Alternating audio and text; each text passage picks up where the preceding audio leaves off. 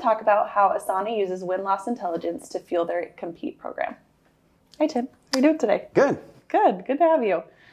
Tell me a little bit about your role and the scope of it at Asana. So I am the head of Compete at Asana, as you mentioned, and that means my job is to identify who our competitors are, what is our competitive differentiation, how do I surface that differentiation through sales enablement assets and trainings. I do large deal support, so sometimes you need custom messaging, custom Compete insights, so I join those deals. Then I also do win-loss interviews once the deals have closed to get a better understanding of why people did or didn't buy Asana. And then the last thing I do in my role is, like I need another thing to do, is the QBR analysis. So I do a deep dive analysis every quarter into Salesforce data, churn data.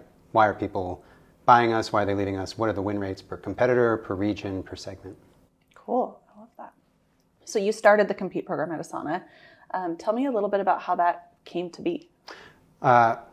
Well, Asana was a pioneer in a category called collaborative work management. And in early days, there wasn't really much competition. It was really just non-use of collaborative work management. So you didn't really need a robust Compete program. You could rely on anecdotes from the field on what's working and not working. But as the category matured, competition started to heat up, and we couldn't rely on anecdotes. We needed a scalable way of getting these insights out into the field, to the hands of our sellers, in order to win more. And so once we crossed a certain point, our CRO decided we needed to have a Compete program. And I've been in the business strategy team because I did a lot of market research, and ultimately I raised my hand for this Compete program because I wanted to have a more tangible impact on the day-to-day business. And ultimately what my win metric was competitive win rate. Tell me a little bit about why win-loss analysis was a key part of that Compete program and where that came from. Yes, to me it's the most important part of the program because we have a lot of ideas and opinions inside the company about why our product's the best, why people buy it. But ultimately, I like to think that 8 hours of talking to internal leaders and understanding our product is not a good use of my time when I could spend those 8 hours with customers to understand why they did or didn't buy us. Because ultimately, people buy things based on their expectations of the product, not necessarily the product itself. And so we needed to understand firsthand from the actual decision makers why they did or didn't choose Asana. And often it's not about the product. And so win-loss allows you to zoom out a bit and understand the sales experience, the product, the brand, the marketing, the intangibles of why people do and don't buy Asana, so that I could bring that back into the company to improve the messaging, improve the understanding of our product and the perception of not just the product, but also the category. And I wouldn't be able to do that if I didn't have customer quotes to back it up from every segment and region out there. Otherwise, they're just opinions. And you can have really well-formed opinions, but ultimately you need a validation point on those opinions. And that's what win-loss was to me in Asana. I love that. Tell me a little bit about the competitive insights that you're getting and how are you guys using those internally? Yes. So I always like to say that the competitive insights from win-loss is just one vector coming in. There's a ton of other insights from user research, market research, analyst relations that we have to get an understanding of. But what I want to do, and the insights I bring back, are where are we below minimum viable in our feature set? What are essential features that must be part of a product for it to be considered a best-in-class platform within a broader tech ecosystem? And so those are the insights I typically bring back. Sometimes they're small, like you just need this extra proofing capability. Sometimes they're really large, of you're not telling the story that gives my CIO confidence that you are scalable and flexible and the right pick for us over the long term. Makes sense. I love that. When you gather these insights, what do you do with them and how do you share them internally? Well, first is I read them all. It's quite a lot, but it's worth the time investment. And so I dig into not just the great analysis that comes out of closed, but I read them all because I want to make sure I understand the nuance of it. Then I use the reporting in the platform. I push out a quarterly or every 6 months, depending on how many interviews we ran. I don't want too small of an N. It needs to be big enough. But I'll put out a report. I'll read it out to our head of product and our product leads, to our head of sales, and our QBR audiences get to consume those insights. But that's discrete points in the year. So I also onboard people to the platform so that they can self-serve. So product managers, PMMs, analyst relations, user research, they can tap into them as well in real time. And I think I'm happiest when I see those insights being used without me getting involved. Because I don't want to be a dependency. I don't want to be a blocker to people using these insights. I think the only thing that I do outside of the platform is I find I need to look at the data as a time series, because we're always launching new things. Competitors are launching new things. There's different macroeconomic factors. And so I will export the data from the platform as well and slice and dice it a little bit differently for my different audiences and put it into a time series view so I can see how the drivers for winning and losing are changing over time and try to correlate that back to what it is that we did. What did we launch? How can we do more of that? But it's an art, not quite a science. It looks like science, but it's definitely much more qualitative than quantitative. But it's a great input into the product roadmap, into our go-to-market strategy, and our enablement strategy. That's the other area that this informs a lot of, like, where do we need to do more training? Where maybe a specific region or segment, maybe there's a different competitor that we need to dig into. And so I pretty much do everything with the data. It's one of the foundational aspects of my program.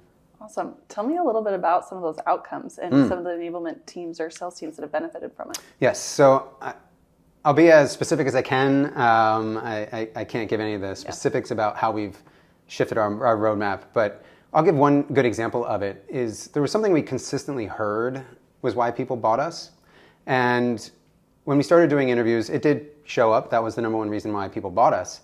But it was also one of the top reasons people didn't buy us. And that can sound paradoxical, but it really is a perception and the expectations of the product. And so it was able to help us refine our messaging so it was less broad and more specific from a messaging standpoint. From a product standpoint, we have made pretty significant material changes to our roadmap, even after the roadmap was published, which is supposed to not happen. But when you get compelling data backed up with a statistically significant sample size, and you surface that to the right teams, they're going to use it. And if it's the right thing to do to shift the roadmap, no matter how disruptive it might be, that has happened. Now, I'm not going to say it happens all the time. You don't want to be too disruptive, but it's really important when you do see something that is diverging from what everyone else is thinking to raise your hand in these types of programs and bring the data. And it can be tough because I think of this as a mirror being held up to our beliefs. And it's kind of a funhouse mirror, and you may not like what you're seeing, but ultimately it's the truth if you're hearing it repeatedly over and over, whether you believe it or not. And so it's really pointed us in the right direction to do more research, to do more validation.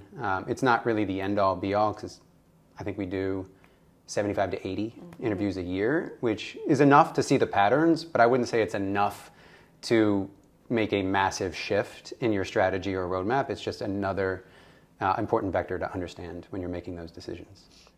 Tim, what's the secret to getting good competitive intelligence in a win-loss program?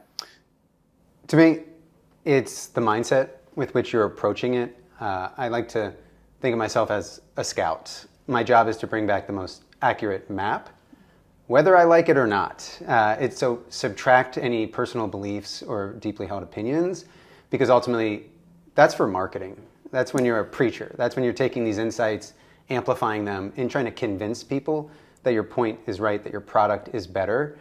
But when you're doing research and people need to trust that research, my job is to be a pass-through of that information as little as possible. Now, I need to do analysis and storytelling on top of it to bring the insights to life, but I can't impose my own beliefs on it. And a corollary to that is sometimes you're going to be telling people things they don't want to hear. And depending on where you work, some cultures are to avoid those hard conversations. But there's a time for spiciness and a time for blandness. And I think these programs are good for spiciness because you have the data to back it up. These aren't opinions, which is another secret to success. Don't exaggerate when you're sharing these insights. Make sure you're not speaking off the cuff If you don't know when someone's asking you to dig deeper, if the head of product says, asking a really specific question, just say, I don't know, and then go back to the data to get an answer. Don't speak off the cuff, because the second the insights appear non-credible, the program will start to wither, because ultimately that's the point, is this is what customers are saying, not what we think customers are saying or what they believe. And so it can be really hard, I think, to turn off the preacher mindset, because I'm in marketing. I'm in corporate marketing. My job is to influence and change minds, but not internally. That's me doing a disservice to both the customers who spent the time sharing these insights and the consumers of the insights who are ultimately going to be taking action on those. And so I try to be as hands-off as possible, and that's what I always recommend. Because, one, if you're not telling the hard truths, why even bother?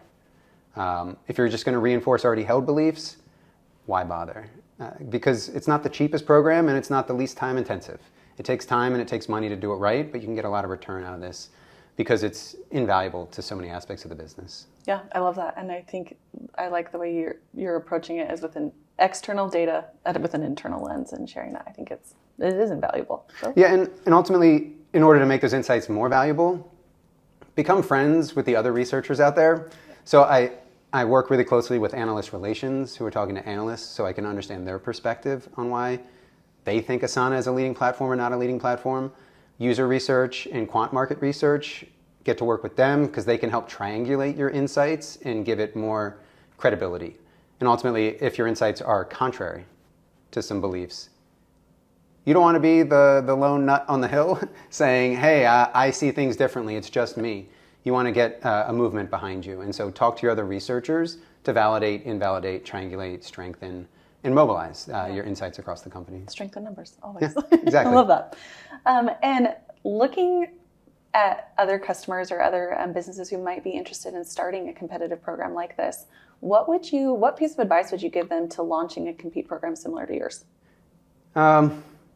Don't make the perfect the enemy of the good. Just get started.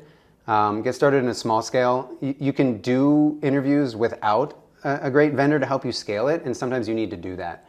And so when I first got started, I was working with sellers directly to pull me into deals, into interview, and we started finding insights that were valuable.